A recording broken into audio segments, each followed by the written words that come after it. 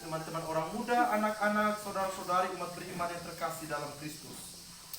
Hari Minggu pertama kita merayakan Ekaristi Advent pertama ini, kita mendengarkan bacaan-bacaan suci yang indah sekali yang mengarahkan kita untuk menghayati dan mengisi masa-masa penantian ini. Kita mendengar dalam bacaan pertama, bacaan dari mana tadi? Kitab apa? Kitab Yesaya. Bagus. Nilai 100 untuk kamu. Yesaya ya.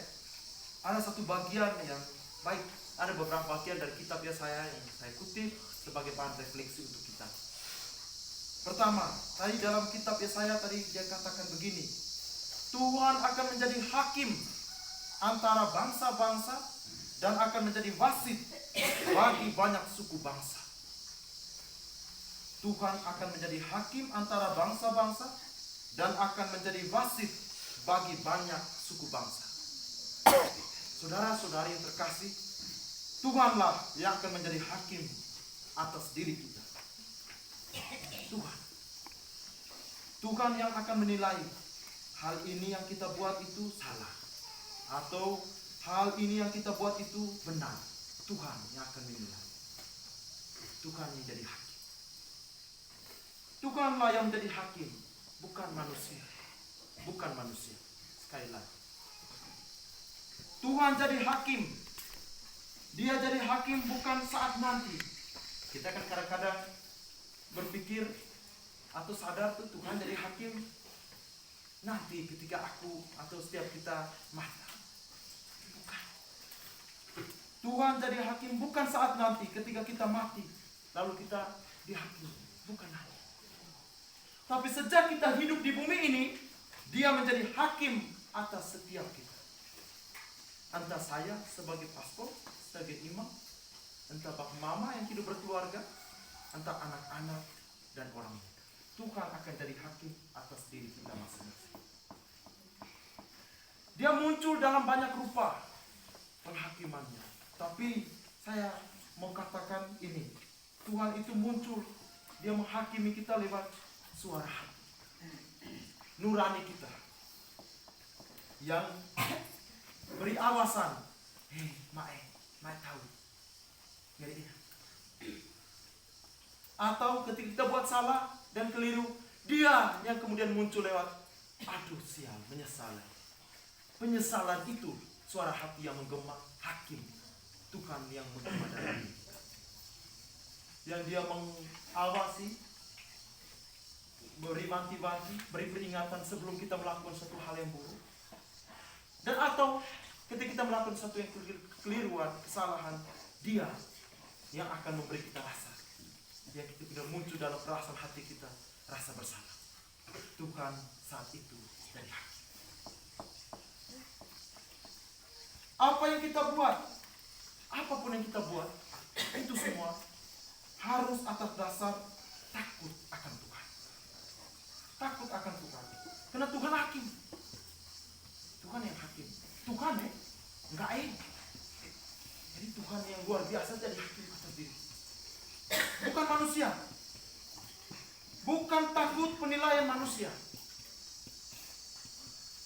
Bukan takut kena mata manusia yang melihat, yang menilai. Bukan. Tapi takut kena mata Tuhan sendiri yang melihat. Besar sekali mata Tuhan. Karena dia jadi hakim yang besar dan mata dia juga besar. Jadi kita tahu pening yang menilai kita Tuhan. Tuhan jadi hakim. Kita buat sesuatu yang keliru, agak salah, jadi hakim. Selanjutnya ada kutipan berikutnya. Yesaya katakan begini. Maka mereka akan menempa pedang-pedangnya menjadi bajak dan tombak-tombaknya menjadi pisau pemangkas. Bangsa yang satu tidak akan lagi mengangkat pedang terhadap bangsa yang lain, dan mereka tidak akan lagi berlatih perang. Bapak mama, saudara-saudaraku, pedang itu Yesaya katakan tadi jadi mata bajak. tombak jadi pisau pemangkas. Hanya meminta kita hidup dalam damai. Tuhan yang minta kita hidup damai, bukan berperang. Hidup damai. Hidup dalam perdamaian. Jadi kita dengar ya berita yang kita tahu semua. Rusia dan Ukraina ya. Ya. Rusia dan Ukraina. Cukup Rusia dan Ukraina yang berperang ya. Dan kita mendoakan perdamaian bagi mereka. Mama, dengar. Cukup Rusia dan Ukraina yang berperang di sana dan kita mendoakan perdamaian bagi mereka. Jangan sampai di antara kita juga ada permusuhan yang berlarut-larut lalu muncul perang dingin di antara kebersamaan kita. Jangan sampai kita anak-anak Allah, pengikut Kristus, kita dipanggil dan persekutuan hidup damai. Makanya saya tadi katakan di akhir, mari kita berjalan dalam terang Tuhan. Terang Tuhan itu seperti apa? Itu yang tadi. Kita kalau jadikan Tuhan jadi hakim atas diri kita, kita tahulah seperti apa hidup kita seharusnya. Kalau kita sudah ubah pedang yang tajam dan tombak yang tajam, akhirnya jadi bajak dan jadi pisau. Tombak jadi pisau. Pisau yang kalau kita bayang di tombak lalu jadi pisau, berarti pisau itu dia punya tempat hanya di dapur. Mama mengiris sayur, indah sekali. Pedang jadi bajak. Pedang jadi bajak. Pedang jadi bajak. Bajak itu kalau kita mau ngomong itu orang di kebun ya, di kebun. Yang menyuburkan, yang mengolah tanah. Pedang yang tajam jadi bajak di kebun, di sawah.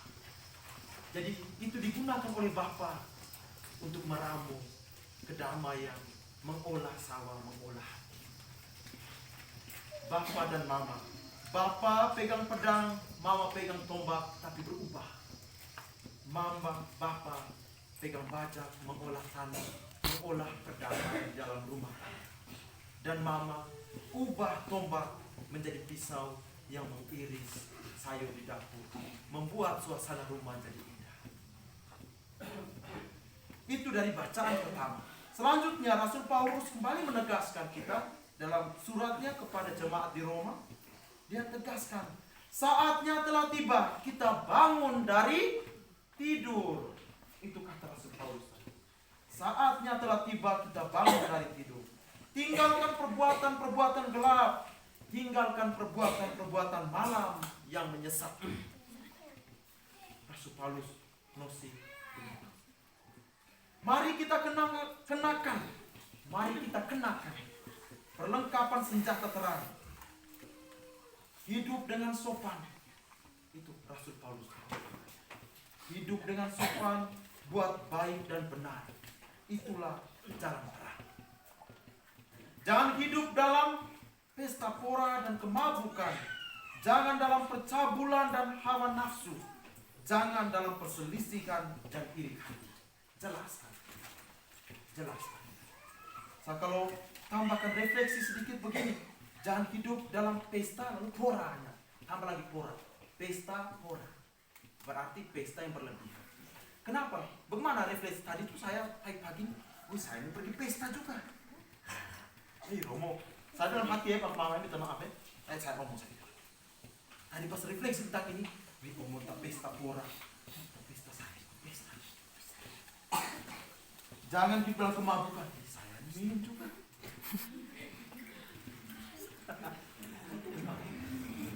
Kita minum kan? Kamu orang lain, ngomong diri sendiri. Tapi ingat, jangan hidup dalam pesta pora dan kemabukan. Ini penting. Minum sampai mabuk atau tidak mabuk itu pertanyaannya. Rasul Paulus tekankan, jangan dalam kemabukan. Jelas. Bukan berarti jangan minum, bukan. Beda. Itu ya, itu maksudnya kita refleksi, sama-sama merefleksikan. Jangan hidup dalam pesta pora. Bapak Mama, saya kalau refleksi bilang jangan hidup dalam pesta pora itu begini. Kalau kita pesta, Rasul Paulus ajak kita begini. Kalau kita pesta, ingat bahwa hari ini ketika kita pesta di sini, ada orang di tempat lain itu tidak dapat makan. Ada orang di tempat lain yang hari ini ketika kita pesta di tempat lain itu menderita. Kesadaran itu yang Rasul Paulus ingatkan. Ketika kita pesta dan kita minum duduk berkumpul dan berpesta, ingat hari ini juga di tempat lain itu ada orang tidak makan. Ada orang yang setengah mati mencari makan. Makanya Rasul Paulus bilang jangan hidup dalam pesta pora. Kalau kita sudah pesta tambah poranya lagi, itu berarti kita tidak ingat orang. Ada orang yang menderita di sana. Jangan hidup dalam kemabukan. Jangan hidup dalam kemabukan. Karena kalau kita mabuk, kadang-kadang kalau mabuk itu kita sudah pikir orang lain lagi. Kita kemabukan. Bukan untuk bahagia, bukan untuk gembira, bukan untuk sukacita. Atau kita mau minum supaya mabuk, supaya orang puji, wah kai, oke, mabuk.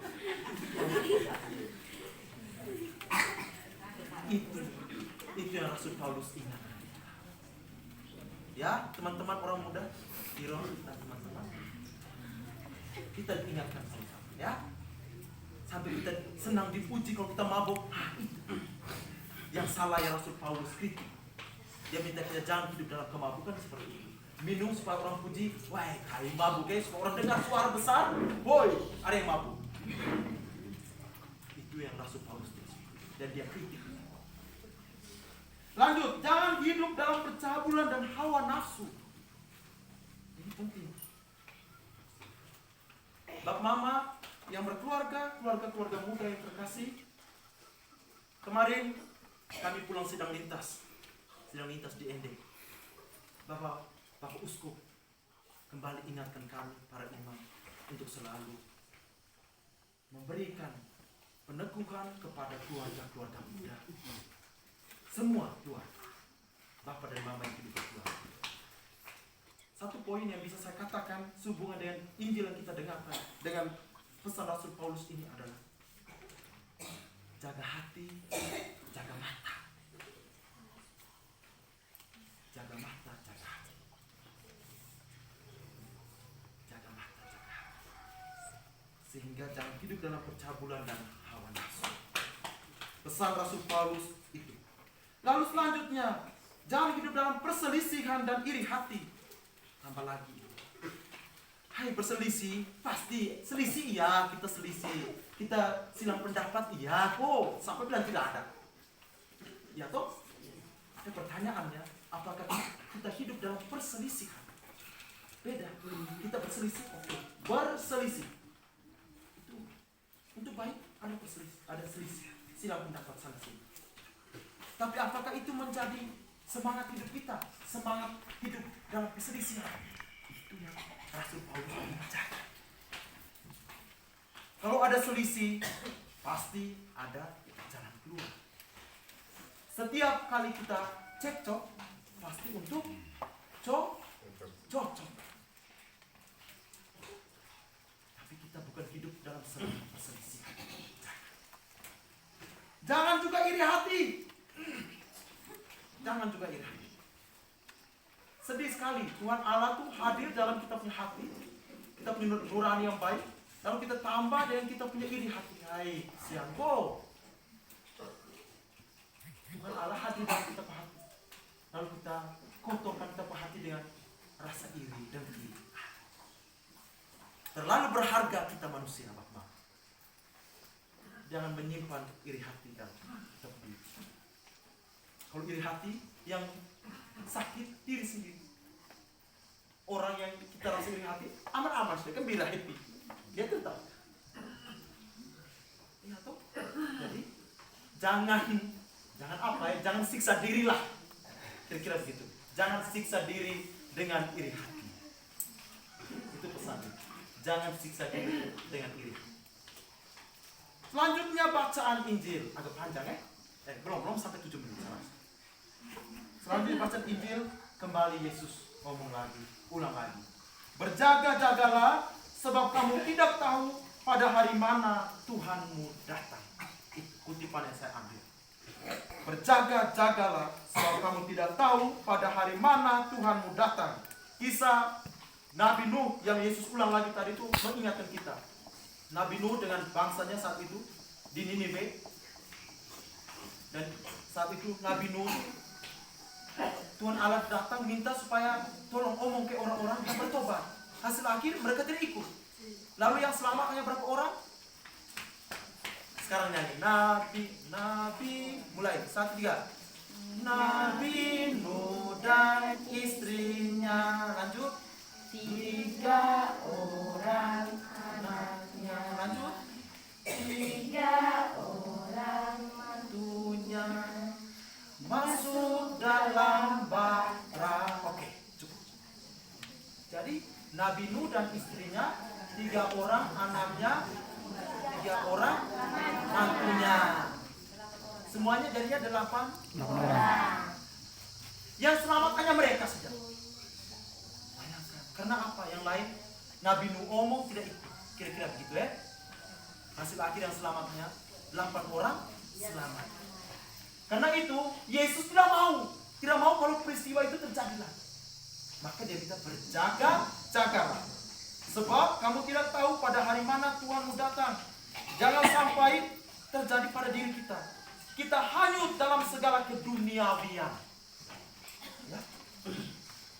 Berjaga-jaga. Jangan sampai kita hanyut dalam keduniawian kita. Kita hanyut urus hal-hal duniawi. Kita hanyut urus kerja. Kita hanyut urus jabatan. Kita hanyut urus program-program kerja. Kita hanyut urus proyek. Kita hanyut dengan banyak hal di dunia. Jangan sampai ya. Jangan sampai. Kita hanyut lalu ketika hari Tuhan datang kita orang-orang yang binasa. Itu pesannya, jangan sampai. Karena kita ini, saya ulang lagi. Bapak Mama hari ini saya omong agak panjang. Bapak Uskup omong lagi dengan para romo yang terkasih. Tolong ingatkan umat sekalian bahwa hidup kita manusia ini bukan hanya duniawi melulu. Kita juga rohani. Kita juga rohani. Kita juga surgawi dalam diri kita. Bahwa kita insani, iya. Tapi ingat, dalam diri kita bukan hanya insani. Ada ilahi. Jadi urus juga kerohanian kita. Itu pesannya. Urus juga kerohanian. Urus juga kerohanian. Berjaga-jaga sambil berdoa. Kerohanian kita itu apa? Hidup damai, hidup aku baik. Ya? Hidup damai, hidup aku baik. Itu saja. Tidak ada pesan lain. Jadi jangan hanya urus melulu duniawi.